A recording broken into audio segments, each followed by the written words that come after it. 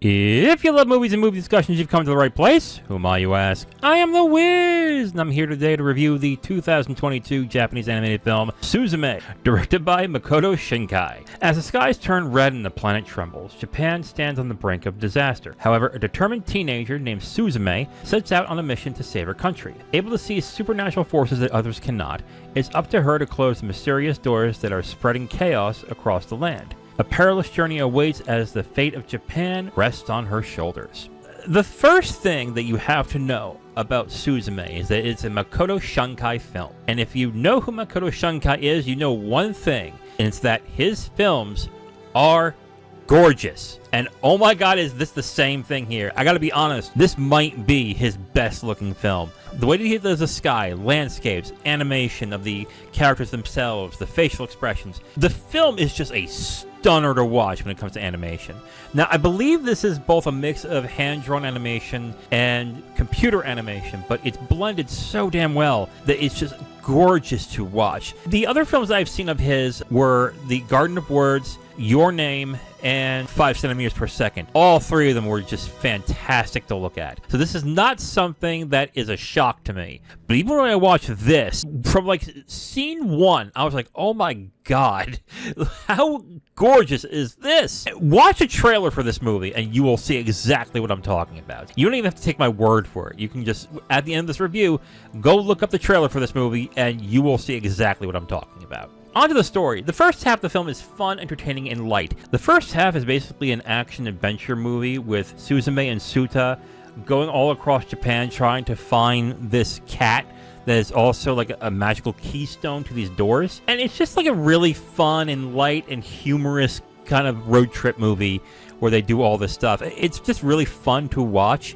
When I was watching this first half, I was like, oh, this is pretty fun, you know? You're just having a good time. It's just a fun movie that's got some humor and it's got some action in it. So that's all I was expecting throughout the entire film. That's the first half. The second half shifts tone rather hard with a highly effective ending.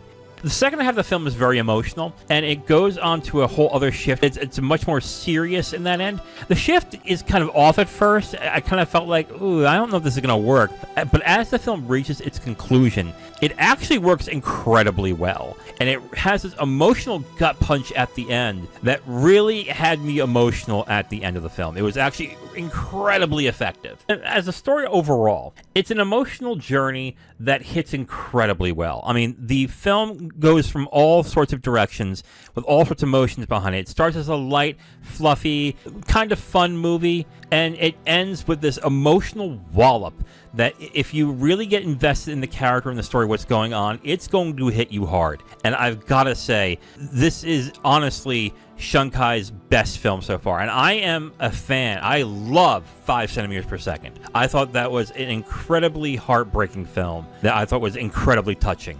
But I think this is his best film. This has everything, and it has good action, it's got fun, but it's got an emotional heart and center to it that I think very few films have.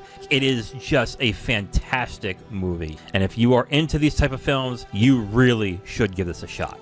Alright, so here are the footnotes for Suzume, and my first footnote is, Radwimp should just do every Shinkai movie, because they just fit so well. I watched a few years ago Your Name, and even though I liked the film, I'm not as enamored as most people are in that, but I will say the music in it is fantastic. I love the music. It's one of those few films that once it was over, I had to own the song. And I still listen to those songs to this day. And they were just, oh god, they were just so good. And same thing here. Even though when I watched it on Netflix, they have the option to have it in Japanese or English. And I tried to switch it to English during those songs, and the songs are still in Japanese. So I want to listen to those songs in English because they were still very good in English. So I wanted to check that out as well. So hopefully it's there. I'm going to check that out once I'm done with this review.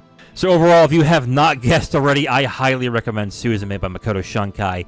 What a beautiful film. Not even just with the animation, which is fucking gorgeous, but also the story and the way that it emotionally hits. Just everything about this movie works incredibly well. I had a small problem with the way they shifted tones but I think it really paid off at the end of the film.